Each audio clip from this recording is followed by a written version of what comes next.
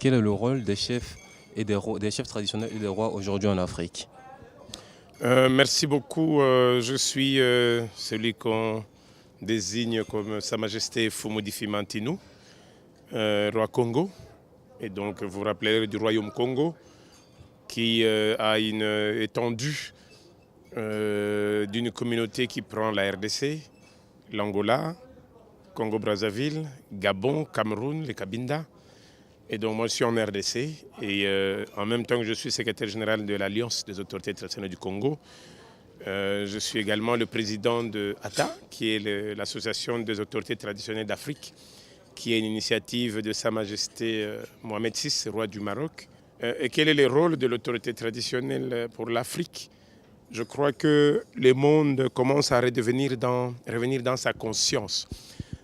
J'ai vu il n'y a pas longtemps, quand la France a été déstabilisée par le terrorisme, il y a eu un certain jeune, je crois qu'on appelait Koulibaly, né en France, dont les parents nés en France, qui n'a jamais connu l'Afrique ni son pays d'origine, l'origine de ses parents.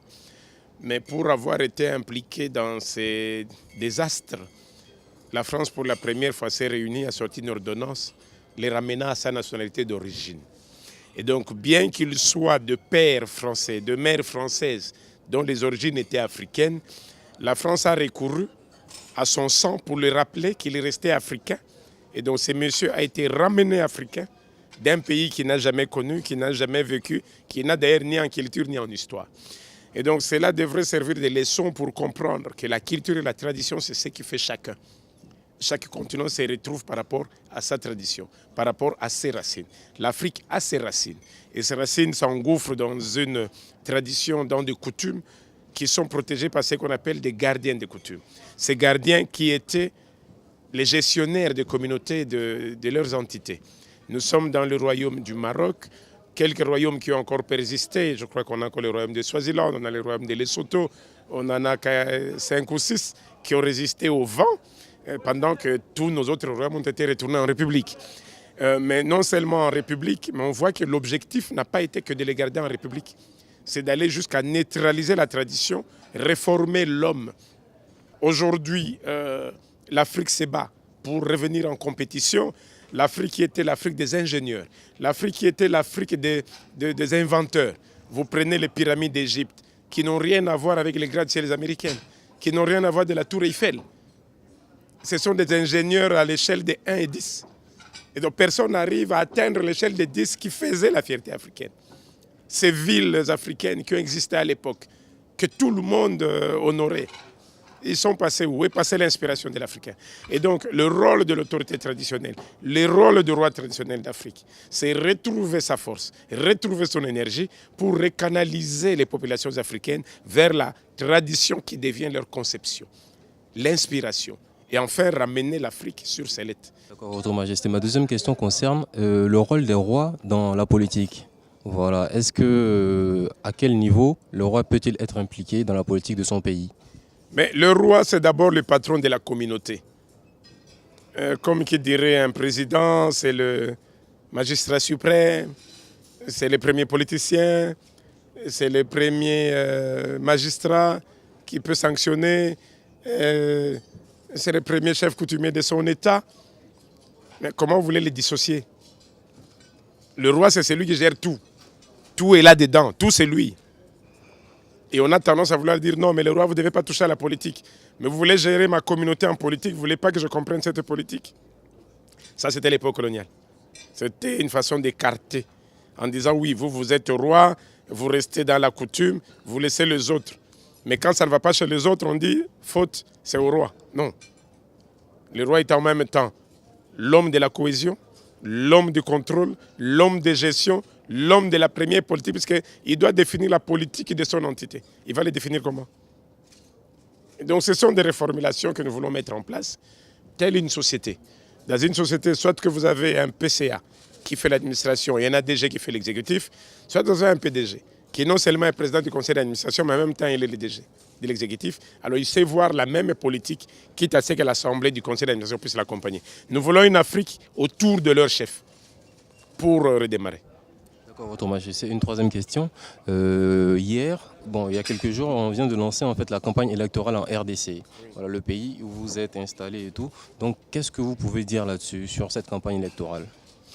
Nous disons que l'Afrique ne peut redémarrer que quand il commence à faire sa vraie politique africaine. C'est vrai, nous sommes dans ce que nous appelons la transition, avec tous les systèmes qui arrivent. Parfois même un pays qui n'a pas d'argent, qui essaie de voir comment mettre une politique en place, on dit non, dans les élections d'abord. Ça lui bouffe déjà d'ailleurs ce qu'il peut utiliser pour sa propre population. Est-ce que c'est vraiment ça la politique? Je dirais, si je dois me mettre en politique, je dis oui, vive l'élection, bonne chance. Mais si je me mets en chef traditionnel, patron de ma communauté, je dis écoutez, pourquoi vous voulez aller vite?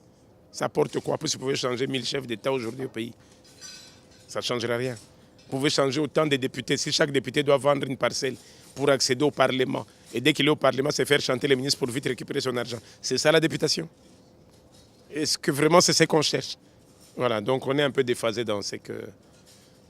Je crois que c'est mitigé dans le deux. D'un côté, c'est vrai, il faut avancer. Mais de l'autre côté, ça ne sert à rien d'avancer si les bases ne sont pas solides. D'accord, donc dans ce cas, pour vous, les élections pour le 23 décembre, vous n'êtes pas trop pour? Je dis les élections qui ne sont pas préparées sur base d'une fondation d'abord solide de la population, ce ne sont que des habillements des Jacques pour Paul, c'est tout. Dans ce cas, qu'est-ce que vous proposez? Et qu'est-ce que votre message, un message que vous pouvez envoyer? Aujourd'hui, il vient d'avoir une loi 15/015/25 ou 2015 statuant sur l'autorité traditionnelle à qui on a ramené toute la responsabilité de sa communauté. Les Congo en 2005, dans sa constitution, article 207, a reconnu l'autorité traditionnelle comme l'autorité de cohésion, l'autorité locale, l'autorité de base.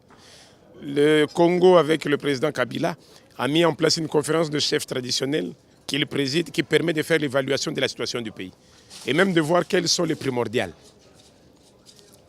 Tant qu'on ne revient pas à ça, si vous dites que vous ne voulez pas d'élection, on va dire que vous bloquez la démocratie. Notre tradition a 2 phrases. La première phrase voudrait qu'on puisse apprendre à l'enfant à danser avant d'aller à une fête. Parce qu'il va pas mal danser, il va comprendre qu'il y a des danses qu'il ne faut pas faire. L'autre tradition voudrait que si un enfant ne veut pas écouter, de le laisser toucher le feu. Peut-être qu'en touchant le feu, ça va lui faire raisonner. Mais malheureusement, il aura déjà eu une main brûlée. Nous sommes dans les 2 cas. Voyons ce qui va arriver. D'accord, Votre Majesté. Une dernière question maintenant. Comment décririez-vous vos relations avec le pouvoir public, politique au Congo, en RDC? Je suis l'autorité traditionnelle, je suis en même temps l'autogestionnaire. Donc je suis aussi l'État-gouvernement. Nous disons qu'actuellement nous avançons fortement. Nous voulons seulement que les institutions suivent déjà cette allure. Si nous restons dans la ligne de la réhabilitation de l'autorité traditionnelle, en moins de 10 ans, le Congo peut retrouver sa ligne.